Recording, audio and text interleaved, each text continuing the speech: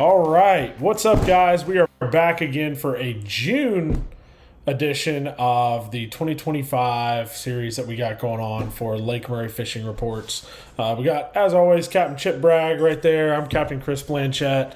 I do the largemouth bass guides. He does striper guides.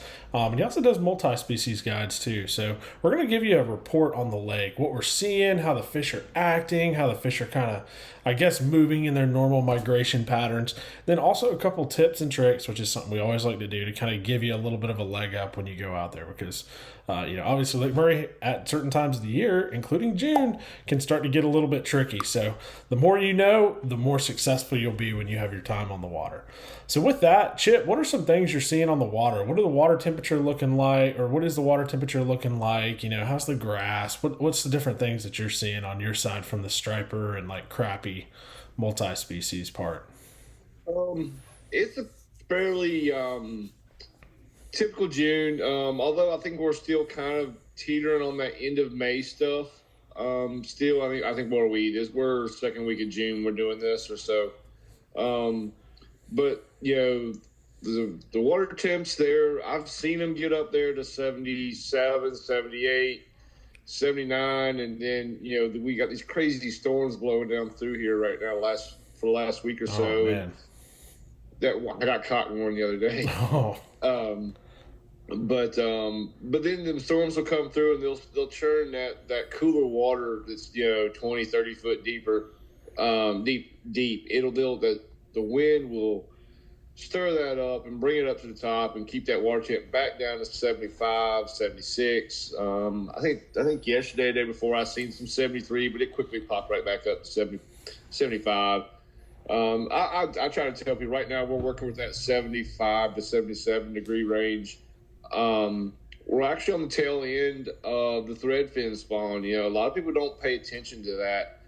The threadfins typically spawn after the herring.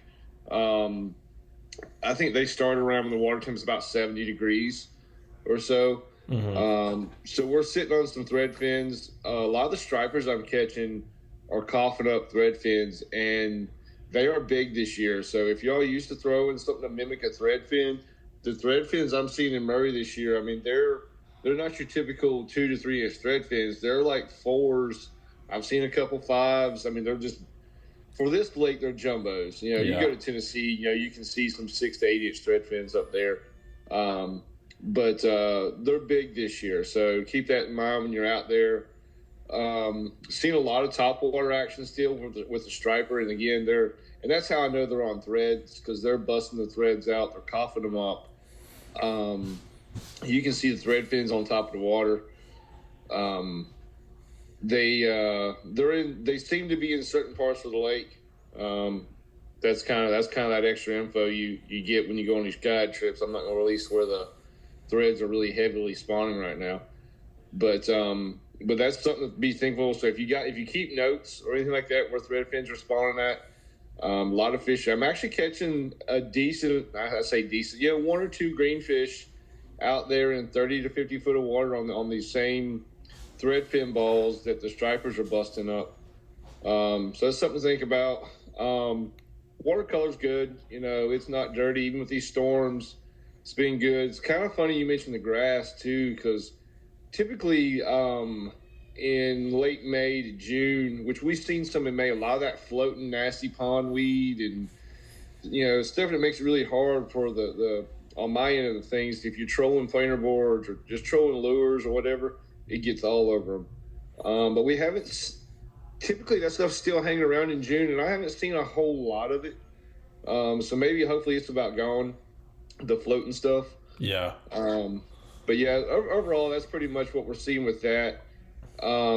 If you want, go ahead and I can give you a strike report now that we can get you greenfish.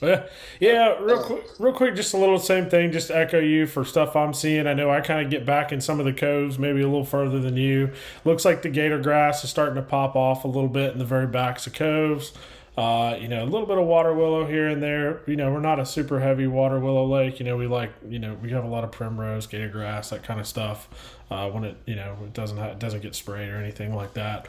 As far as the aquatic vegetation, one thing that we had this year is the grass. There's kind of like what I'm going to call a bald spot, where we had grass out in like 12 to 15 foot of water when they dropped the lake down in December, and it kind of killed off that like 10 foot and shallower grass. That grass is starting to come back now pretty heavily.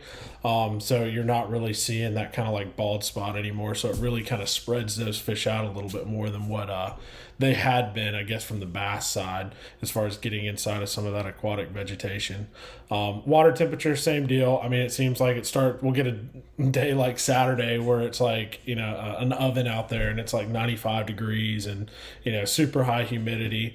Temperature goes way up and, it's pushing 78, plus degrees, and then all of a sudden we obviously get a couple storms like the one that's about to pass through right now actually, and it drops water temperature right back down. So yeah, I'd say you're probably between, like you said, maybe 75 to 80 is about what you're going to see. It'll get up into the mid, lower, maybe mid 80s, hopefully not too high up into the 80s by the end of June, because I know obviously we're talking about the whole month of June, and kind of what the transition is that we're seeing. But I know as far as the striper, a huge thing with the stripers, obviously the rule changes that kind of came into effect, with everything. I'll kind of turn that over to you. Tell me a little bit about what the rule changes are, and then also, a little bit about the reports and what you're seeing out there.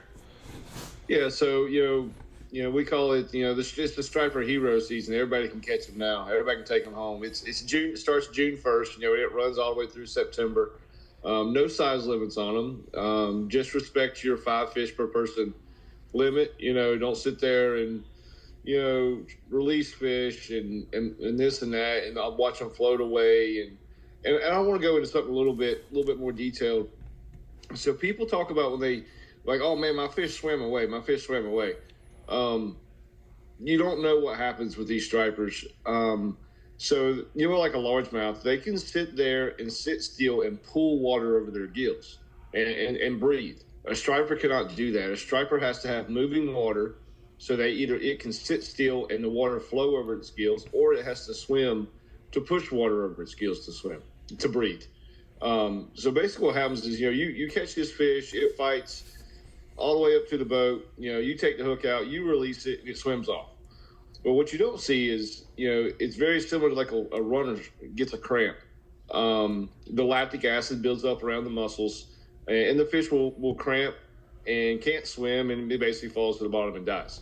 So just because your fish releases, you think, oh, it's great. You don't know what happens to these fish afterwards.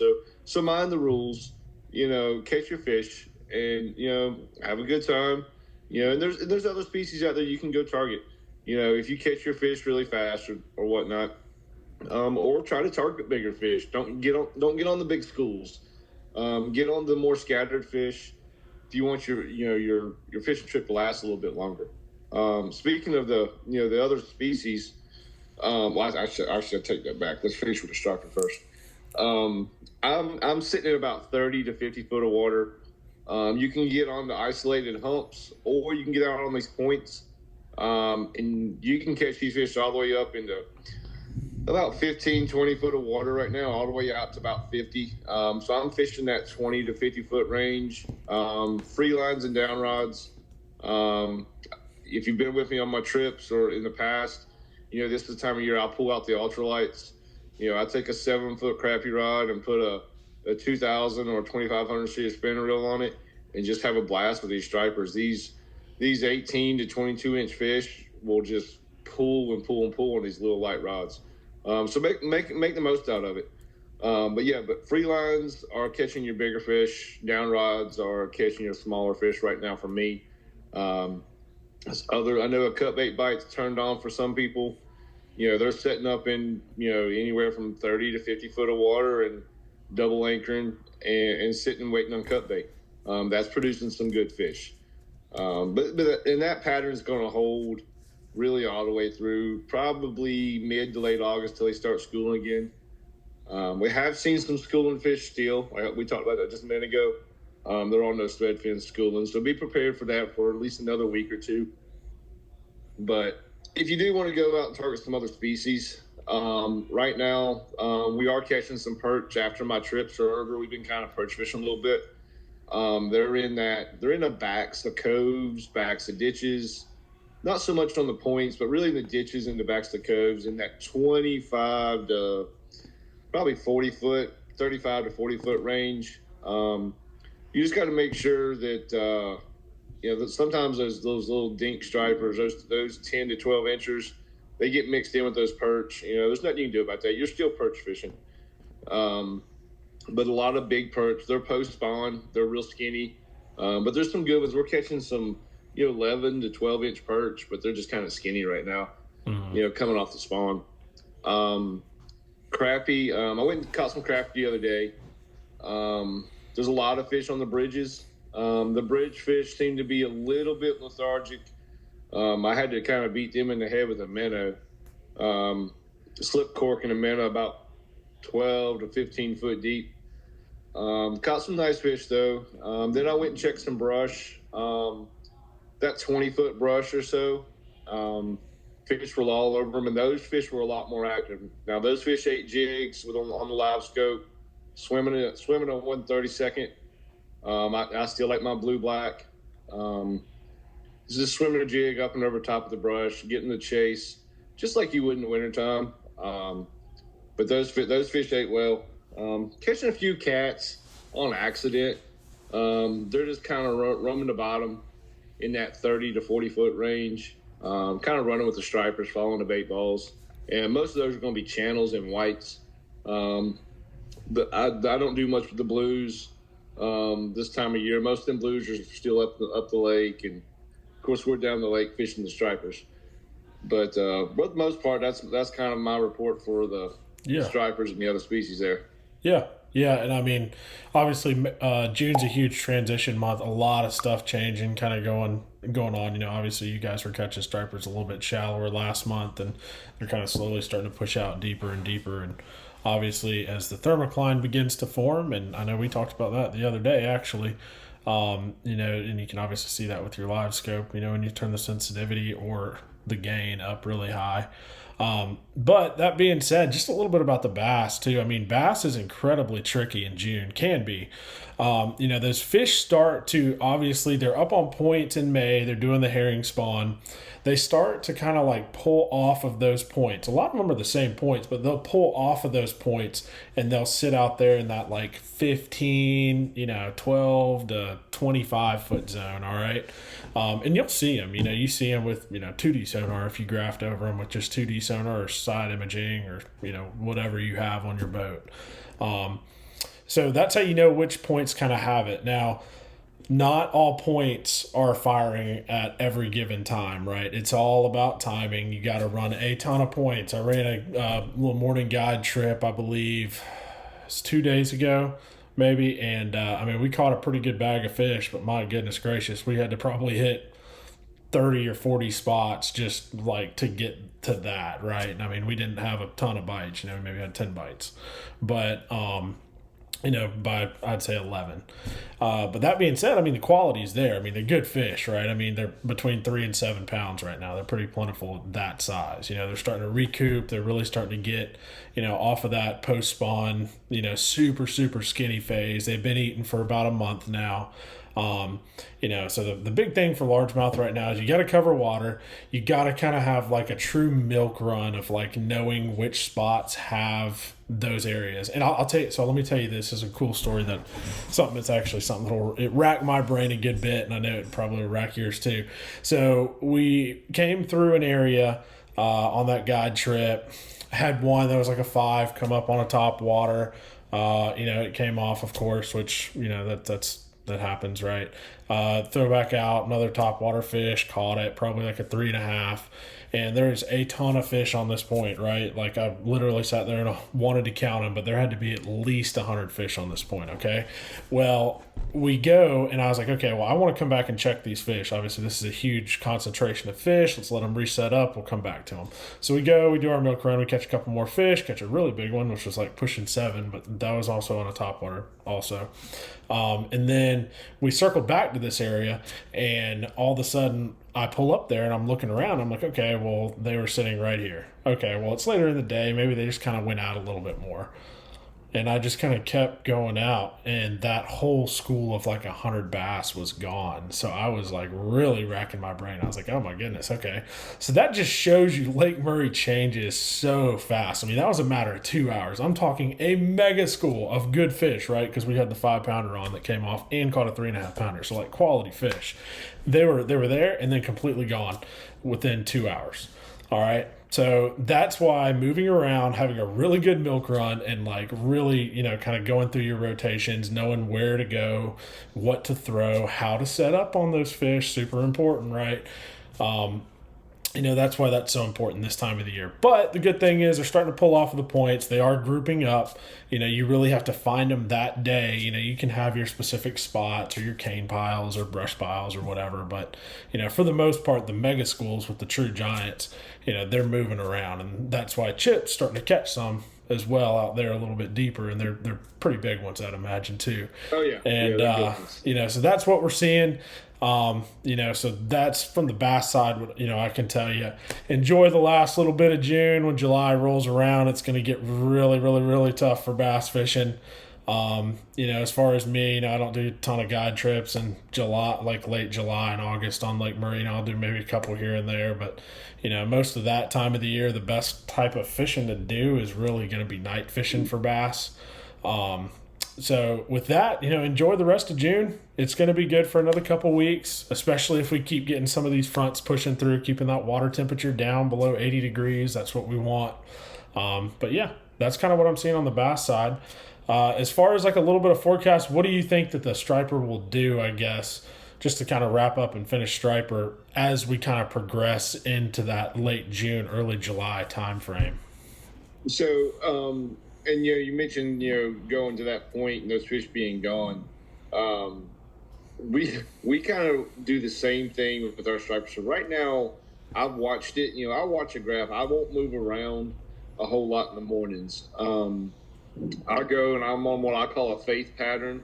I go set up on a spot, and I have faith that they're going to come there. And they usually come within 10 to 15 minutes. We turn a thumper on and they'll come. But by 9:30, the graph just looks different. Like you can just tell something is changing. And it usually starts around 9, but 9:30, it's like a ghost town.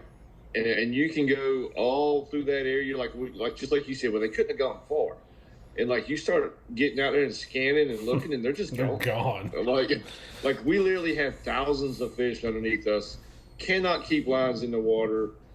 4, 5, 6 fish on a time, and then it goes to nothing, like a desert. Like they just absolutely didn't exist. But so I know exactly what you're talking about. Those fish just move. It's just that time of year. But looking forward or moving forward here, as that water temp does rise, hopefully it does. Hopefully it does stay in the 77. We got, I don't know if y'all can hear it, man, but it's just pouring right now. We keep getting these rainstorms that that keep this water temp down. It's not always great for the water quality issues. People think, oh, the rain is good. Right now, if the rain stays and it keeps the water temp cool, those the striper side anyway, those fish can stay up. Now, if that water, if they finally go below that thermocline and go deep, which we expect them to do every year, there's a handful of years they don't. 2019, they didn't. Last year they did go deep. Year before that was kind of a mix. But so if they go deep and then we get rain on top of that, they really start running water. And when they start running water, they're sucking it out below that thermocline. It's sucking that good water quality out. So the rain can be good to keep the water temps cool, but at the same time, if those fish go deep, that means they're going to pull more water, and that's not always the greatest thing for the striper. But that's a whole nother subject there. Yeah. But going forward, as that water temp climbs, these fish are going to start gradually going deeper and deeper and deeper. They're going to be on the same points that they're on right now. But they'll be out there a little bit deeper, sitting on the bottom versus being suspended. And again, as water quality drops throughout the summer, they're going to push closer and closer to the dam. I try not to go past Spence Island unless I absolutely have to. And typically that's usually getting into late June, early July. You start seeing me down in the big pool. And that's just basically the water quality runs out. It starts out great all the way up there, say Buffalo Creek, and it literally diminishes as you go down the lake. The good water quality pushes down the lake as it goes on into the summer. Usually, like last year, we made it to the last week of July. We had good water quality up until the last week of July, and then it was just like it went from decent to just a cesspool. I mean, it was horrible. I think every striper in the lake was within 20 feet of the rocks of the dam, and they were just that's where the best water quality was. That was the end of the lake. And eventually, they came up to about 30 foot of water. And once those fish come up 30 foot of water, they don't like it. Just because it's a little bit warmer than they want to be in, but they can survive in it. So we got lucky last year; they came up and they survived. But basically, as it gets warmer, the fish will group up and they'll get on the bottom, get on the points, and then we'll start down rod fishing, 100%. So that's something to look forward to in the next probably 3 weeks, 2 to 3 weeks. It should get up pretty good where you're just steadily down rod fishing, off the bottom.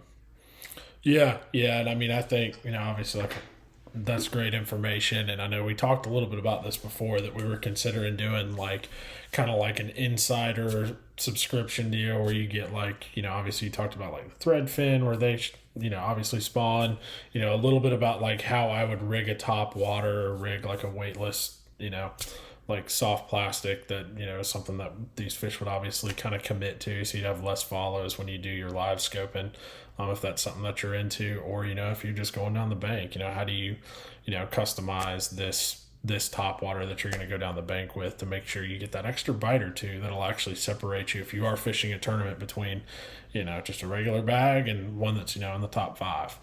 But with that being said, the power actually went out of my house. Obviously we had this huge storm rolling through, so typical for June. But we're going to end you with Mark 10:27. Go check it out. Crack your Bible. See exactly what it says. Great word to kind of guide your day with. So with that, we'll see you next month.